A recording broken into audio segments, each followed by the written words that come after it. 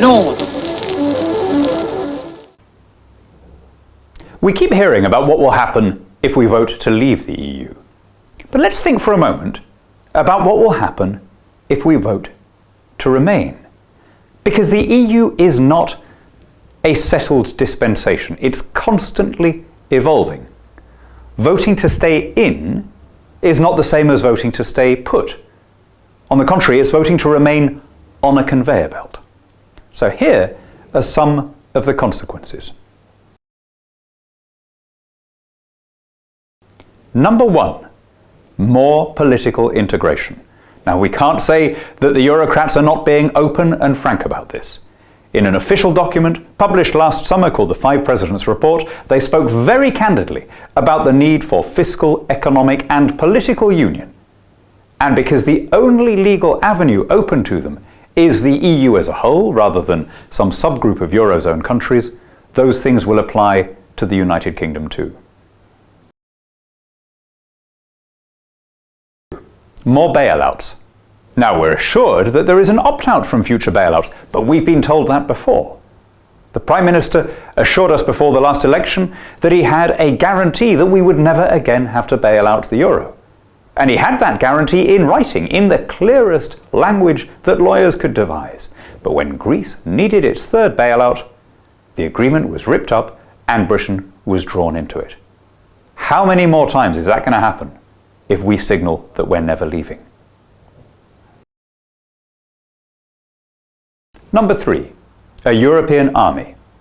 Again, we can't say we haven't been warned. The European Commission formally says this is not just a political option, but a strategic necessity. The German government, the Spanish government, and others have all called for quick action on this. It is an obsession of the current President of the Commission, Jean-Claude Juncker. Again, once we've signalled that we're not leaving, you think we're going to be able to put the brakes on that? Number four, more rule by Euro judges. Since the recent extension of the EU's authority through the Charter of Fundamental Rights and Freedoms, a whole swathe of areas of national life have been open to the rulings of the European Court of Justice. To take just one example, we were not able to deport Abu Hamza's daughter-in-law at the expiry of her sentence for a conviction because that would have violated her rights as an EU citizen. This is just beginning, but the jurisprudence is growing, and it will grow a lot further if we vote to stay in. Number five, shrinking Europe. We still don't have a free trade agreement with Canada. Why? Well, Brussels won't sign a free trade agreement with Canada until it resolves an unrelated dispute about visas for Romanians wanting to visit Canada. We still don't have a free trade agreement with Australia. Why? Because it's all being held up by some Italian tomato growers. Now, the Italian tomato growers may be right or wrong. I don't know enough about the case. But how have we ended up in a position where we can't sign trade agreements with our oldest friends and allies because of the interests of a continental country? The price of not being able to sign those trade deals grows higher with every passing month as the EU dwindles as a share of our total trade. As recently as 1980, the 28 countries in the EU were making up 30% of the world's economy. Today, it's 17%. Number six, giving up on meaningful reform. Don't imagine that you can cast a qualified Remain vote. Every ballot to stay in will be taken in Brussels as enthusiastic endorsement. It will be taken as a round of applause from the people of the most sceptical member state. You're doing a great job, boys. Carry on.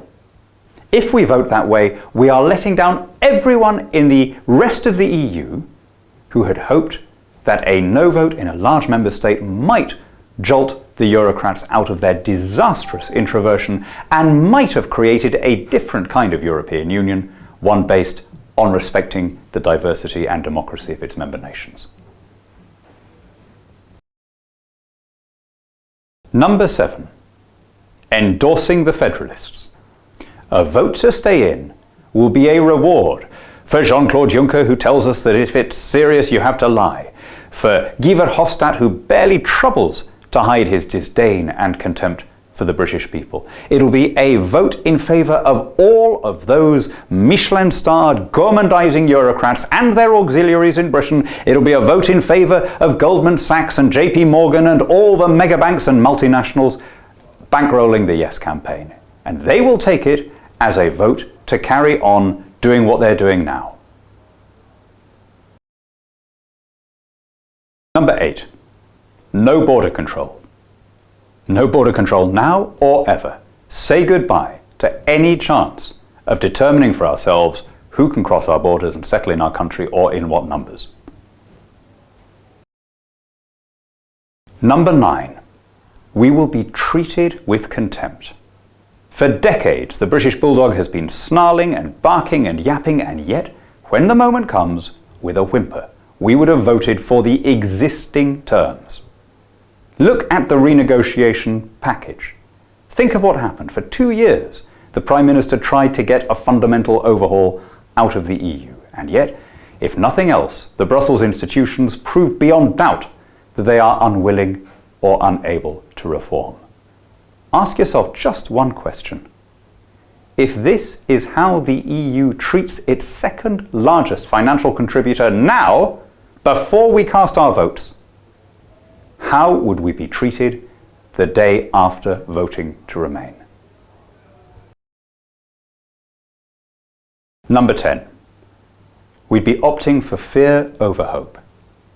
Now, the Remain side hasn't had anything positive to say throughout this campaign. They haven't said anything positive about Britain. They haven't even really said anything positive about the EU.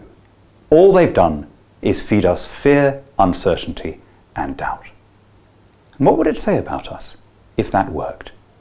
If we, the country which liberated Europe and thereby created the circumstances which allowed the EU to come into existence in the first place, if we, the 5th largest economy in the world, gave in to the idea that we couldn't thrive under our own institutions, what would that say about us?